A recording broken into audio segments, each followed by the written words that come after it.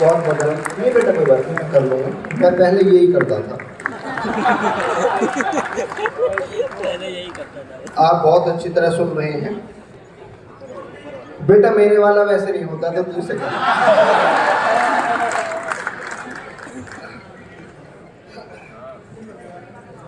इसलिए मैं भी तूने IIT की टेक्निक लगा रखी है। चलो जाओ, अब ऐसे गायब हो जाओ जैसे पैदा ही नहीं हुए थे। एक आगे तुमने मुझे उठाया, भगवान तुम्हें खुश रखे, तरक्की दे, वो दे। आप बहुत अच्छा सुन रहे हैं। सबसे पहले दुनिया के सबसे बड़े विश्वविद्यालय, सबसे बड़े टेक्निकल इंस्टीट्यूट को मैं नमन करता हूं, प्रणाम करता हूं, क्योंकि आप वो लोग हैं।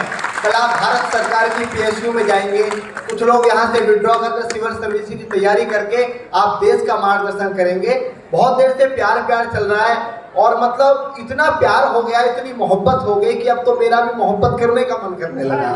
दादा फैमिली, दादा 70 साल की उम्र और प्रेम लिख रहे हैं, प्रेम के लिए इनको बुलाया गया है।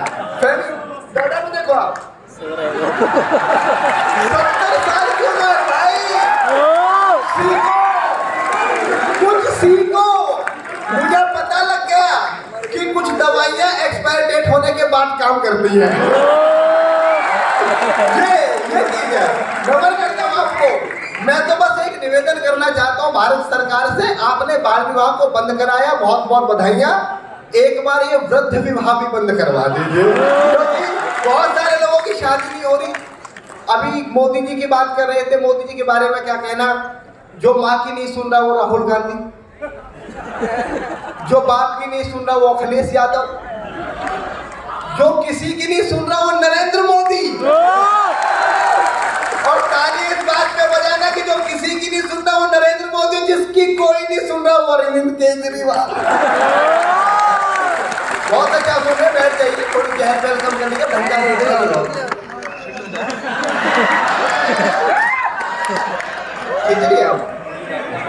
बैठ रहा हूँ, अब इसको अपने ड्राइंग रूम में रख लेना। जब तुम अपने प्रेमिका को बुलाओगे तो उससे अच्छा आदमी भी दिखाई देगा। आप बहुत अच्छा सुन रहे हैं, लोग लगातार आए जा रहे हैं। उधर कोई लोग पैदा करने की फैक्ट्री है क्या? इधर से आ रहे, उधर से आ रहे। आप बहुत अच्छा सुन रहे हो। मेरा भी मन है कि IIT में क्या पढ़ूं, उन लोगों के बीच क्या पढ़ूं जिन लोगों को मेरे देश का मार्गदर्शन करना है, उन लोगों को क्या सुनाऊं जिन लोगों की सब सुनेंगे, उन लोगों को क्या शायरी या कविता सुनाऊं जो बुद्धि में इतने बड़े होते हैं कि बड़ी बड़ी चीज भी उनके सामने फीकी पड़ जाती है। एक बार आपको पुनः प्रणाम करता हूं। आप भारत की मेधा हैं, आप भारत का भविष्य हैं। मैं भारत सरकार में हिंदी सलाहकार हूं, जैसा मेरा परिचय दिया एक आखिर में। मेरे में 4 IITian बैठते हैं मेरे उपक्रम में, जहां का मैं हिंदी सलाहकार हूं। एक एक व्यक्ति बहुत ज्यादा ब्रिलियंट है। कल को आप भेल में जाओगे, भेल के CMD बनोगे, बेसिन के CMD बनोगे, बड़ी बड़ी कंपनियों के CMD बनोगे, तब आप याद रखना कोई अमित शर्मा आया था। ये युवा शक्ति ऐसी है जिसके द्वारा हमारा देश जिसके ऊपर टिका हुआ है। अगर युवा शक्ति नहीं होती, आप कोई भी लिस्ट देख लीजिए, आजादी के लिए बलिदान देने वालों में 20 साल से लेकर 25 साल के लोगों का ज्यादा योगदान था। किसी भी वृद्ध ने कोई भी बलिदान इस देश के लिए नहीं दिया। तब जाकर युवा पीढ़ी को नमन करता हूं। हमारे अंकल जी डरने आ गए, डरने कोई बात नहीं है, महात्मा गांधी जी ने बंदा दिया था। तो एक बार जोरदार ताली बजाए। मेरे देश की युवा शक्ति क्या है, मैं यहाँ से छोटी सी कविता निवेदित कर रहा हूँ। मुझे ये कार्यक्रम 5:50 तक खत्म करना है। मैं आपके 12-13 मिनट लूंगा, उसके बाद अपनी जगह ले लूंगा। प्यार मोहब्बत के प्रेम से आप गुजर रहे थे। मैं देखना चाहता हूँ IIT जब देश की बात चलती है, जब संस्कृति की बात चलती है, जब सभ्यता की बात चलती है, तो IIT कैसे सुनता है कि मौजों के हैं हम साहिल। कौन लोग हैं हम? 6-7 पंक्तियां लगातार पढ़ूंगा, उसके बाद IIT मुझे बता देगा कि कितनी देर पढ़ा है नाम उसका, कितनी देर यहाँ पर माइक के सामने खड़े रहना है। स्वयं भाई ने बहुत अच्छा काम किया कि मौजों के हैं। हाँ बेटा, बेटा सोए नहीं है, मम्मी पापा ने सोने नहीं दिया। कोई नहीं, आप ताली बजाइए, मैं शुरू करता हूँ एक बात कि मौजों के हैं, मौजों के हैं हम शाहिल, मौजों के हैं हम साहिल, और खुशियों के आनंद हैं हम। आक्रोश में शेखर हम हैं, ज्ञान विवेकानंद हैं हम। आक्रोश में शेखर, आभार IIT, ताली रोकना। आक्रोश में शेखर हम हैं, ज्ञान विवेकानंद गीता है, पतिव्रता नारी सावित्री और यहाँ की सीता है। अशोक पकड़कर श्री राम का लव कुश भी तन जाते हैं। 5 साल के बच्चे ज्ञानी ध्रुव यहाँ बन जाते हैं। सवाल अब है आबादी उस देश महान के युवा हो। अरे आंख मिलाओ दुनिया से, तुम हिंदुस्तान के युवा हो।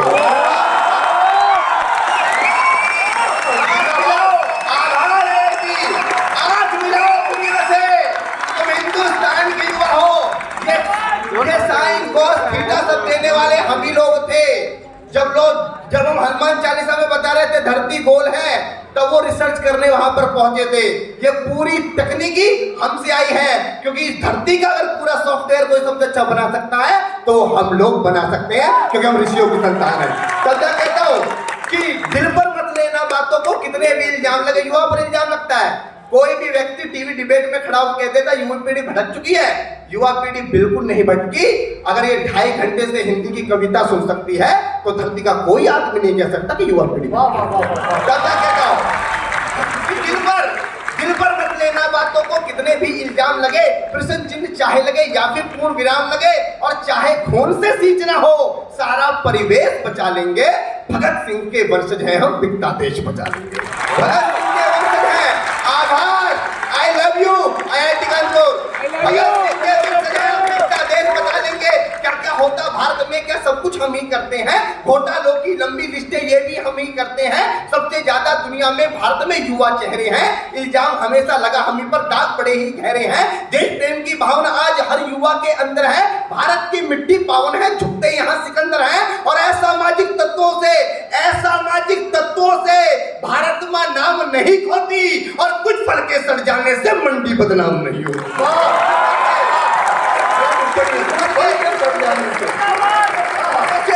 मंडी बदनाम नहीं होती। और आजादी की दुल्हन ये ऐसे ही नहीं बिहाई है। खूनी नदी बही हमारी गर्दन तक कटवाई है। गोरों के शासन में देखो कितने अत्याचार हुए। आम आदमी खास आदमी जो भी थे लाचार हुए। फांसी के तख्ते पर था अशफाक खुशी में झूमा था। वीर भगत ने फांसी के फंदे को हंसकर चूमा था। राजगुरु राजेंद्र लाहिड़ी शेखर की अजब कहानी थी। जान लुटा दी मातृभूमि पर कितनी गजब जवानी थी। जान लुटा दी मातृभूमि पर कितनी गजब जवानी थी। और भारत मां पर कोई दरिंदा जब जब जुल्म ढाएगा, लाज बचाने देश का युवा तब तब आगे आएगा। लाज बचाने देश का युवा तब तब आगे आएगा। और मित्रों, उस दिन मुझे दिल में बहुत वेदना हुई जब मुझे पता लगा कि IIT खड़गपुर के एक IITian ने आत्महत्या कर ली। जो तीसरे वर्ष में है वो पढ़ाई में कमजोर नहीं हो सकता।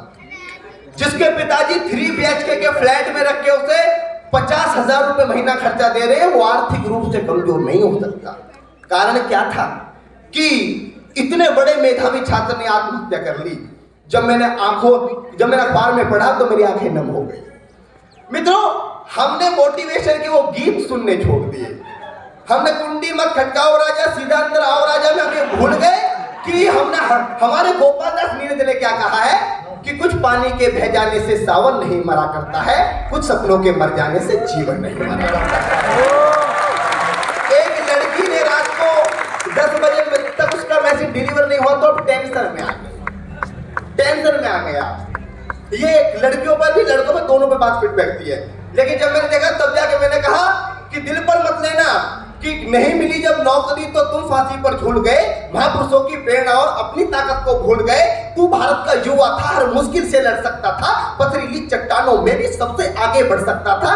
केवल बची नौकरी थी और कोई संकल्प नहीं था क्या, सिवा मौत को चुनने के और कोई विकल्प नहीं था क्या। कितना भी हो कोई बड़ा, वतन से बड़ा नहीं होता। कोई हादसा कोई दुख जीवन से बड़ा नहीं होता।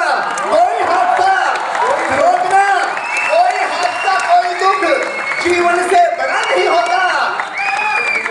आप सीटी बजा रहे हो, मैं आपकी जो क्षमता उनको नमन करता हूँ।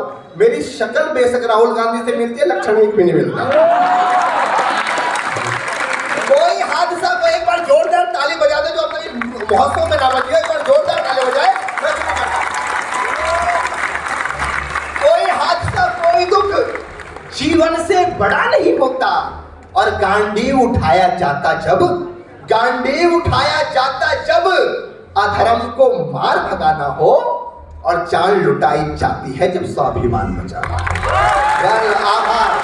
धन्यवाद आएगी, धन्यवाद आएगी।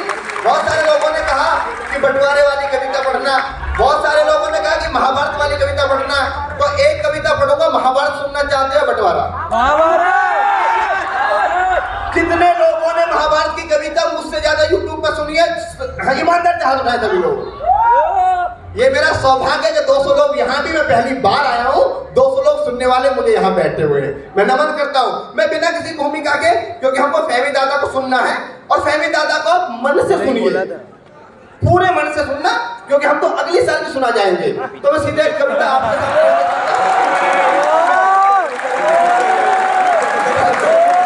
आप जोर से ताली बजाइए,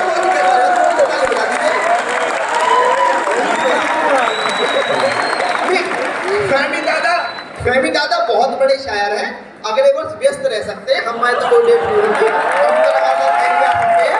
आप जोरदार ताली बजाओ, मजा नहीं आ रहा। मैं अमित शर्मा खड़ा है, अमित शर्मा खड़ा है, अमित शर्मा, वाह।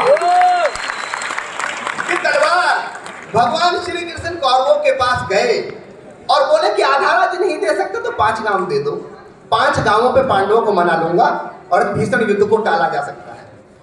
दुर्योधन ने भगवान को अपमानित करके भगा दिया और बोला कि ग्वाले यहां से भाग जा, बिना युद्ध के तो मैं सूर्य की नोक बराबर भी जमीन नहीं दूंगा। योगेश्वर कृष्ण ने युधिष्ठिर से आकर कहा कि अब तो युद्ध ही शेष है, वरना तुम्हारे पास कुछ भी नहीं बचता। कुरुक्षेत्र का मैदान है, एक तरफ कौरवों की सेना है, एक तरफ पांडवों की सेना है। यहां से कविता जन्म लेती है। 40 करोड़ लोग इसको सोशल मीडिया के विभिन्न चैनलों से देख चुके हैं। IIT में पहली बार पढ़ा। तलवार सभी लोगों ने बहुत अच्छा पढ़ा, मनिका ने बहुत अच्छा पढ़ा, इसने प्रियांशु ने जो शुरुआत की बहुत अच्छा, प्यार से शुरुआत की भाई साहब, प्यार से। मैं तो उसके घर चला गया, लखनऊ में रहता है, सुबह उसके घर पहुंच गया, घर जाके देखा इसने कुत्ता पाल रखा। मैंने कहा प्रियांशु बहुत अच्छा कुत्ता है, इसकी तो शक्ल बिल्कुल शेर की जैसे लगती है। बोला भैया इसके पंजे देखो, पंजे ये शेर ही है, पर प्यार के चक्कर में पड़ के इसकी शक्ल कुत्ते जैसी हो गई।